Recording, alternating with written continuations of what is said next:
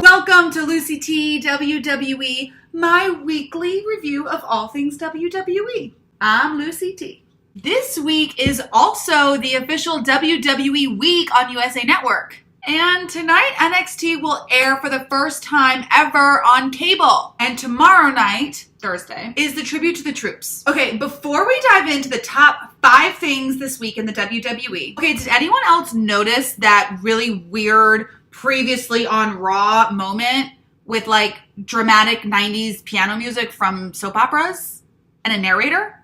Please tell me if you noticed it too. Here are the top 5 happenings in WWE this WWE week. Number 1, soft feuds. This week we had a simmering of Woken Matt Hardy and Bray Wyatt's feud, as well as a bit of prep work for a potential feud. I just love Woken Matt Hardy and find him so extremely entertaining. I've also never been a huge Bray Wyatt fan, and I think this feud with Matt Hardy may take him to the next level. And frankly, now I actually want to watch what happens with Bray Wyatt. So, highlight of this entire promo was definitely when Matt Hardy moos at Bray Wyatt after calling him a modern-day golden calf. Nice Bible reference.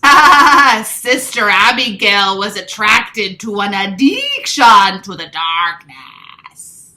Ambrose and Jordan had an interesting interaction this week on Raw. And I can't figure out if Jason Jordan, blatant boredom, is actually this lame or if it is just the writers and he's solidifying his character as an awful and annoying person who thinks he's funny and sticks his nose in everyone's business. Samoa Joe and Dean Ambrose had a match, and Jason Jordan pulled up a chair and did the old Uncle Jesse seat to mock Samoa Joe from last week. Ooh, good one. Jordan also randomly jumps on the apron and distracts the ref, causing Dean a legit 3 count, thank you very much, costing him the win. Or is Jason Jordan like an Oscar-worthy actor and he's actually trolling all of us to make us think he really is that bad? I also think this angle of him being Kurt Angle's illegitimate son just doesn't really work in 2017.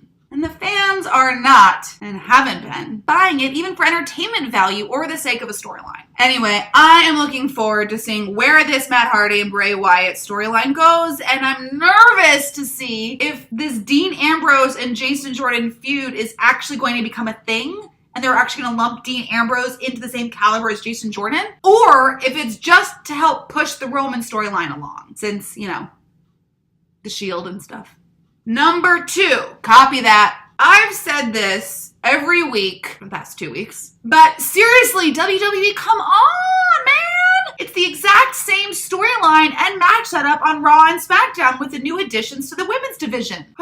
Maybe WWE should have waited to bring up Absolution and the Riot Squad at the same time if they weren't prepared to create 2 separate paths for the factions. So on Raw, I was really into it and excited about the women coming together and the entire women's division coming down to save Asuka's butt, who is finally starting to get involved with this thread, thank God. Shit or get off the pot, am I right? I will say, though, that she is the only one who did hold her own the longest, so you can see the push there. Now, the entire women's locker room comes down, and the best was Nia Jax, just being like, nah, you mofos need to stop. So I am super pumped and like, wow, that was a really great segment. Fast forward to Tuesday night, Ruby Riott has a match against Charlotte Flair. And I'm thinking to myself, okay, cool. We're seeing Ruby do her thing. Okay, cool. And then boom, the craziest sense of deja vu. And I'm like, wait, I thought I already like had my Tuesday. Why is it Monday night again? So basically, the SmackDown Women's Division, Carmella, Tamina, and even Lana come down to save the day. Lana, even in her wrestling gear. By the way, check out my interview with that ravishing Russian herself. Her story of how she and Rusev met is absolutely hilarious. You will not be disappointed. So I'm excited for Natty and Charlotte's match on Sunday, though, at Clash of Champions, which will be a lumberjack match with all of those women, including Lana. Number 3, the Taj Mahal that AJ Styles built. Okay, something really weird happened last night on SmackDown. So the Karaoke Boys, Singh brothers, came out and tried to become best friends with the Phenomenal One, going on the mantra of, enemy of my enemy is my friend. And if you remember, last week, AJ Styles beat them in a handicap match, and Jinder Mahal took his frustration of their own loss out on them. So this week, they were like, AJ, we're sorry. We also hate Jinder now, too. And AJ... he smelled their bullshit from a mile away. So they are beefing up for their match on Sunday at Clash of Champions. And I really hope that AJ retains. I know he will. He's an amazing champion. And we'll just need to get the Karaoke Boys away from ringside. Number 4, Occupy SmackDown Live. Sami Zayn and Kevin Owens are feeling the grassroots movement. And they are handing out flyers left and right, trying to get people excited about hating on the tyranny of Shane O'Mac. So at the end of SmackDown Live, they're in the ring trying to emulate Daniel Bryan's Occupy Raw that he did just a few years ago with the entire WWE roster. But no one is joining them except for Daniel Bryan. So now I am really liking this because I think it's signaling hard that he's going to have an in-ring return very soon. And who doesn't want that? Brie. Brie probably doesn't want that.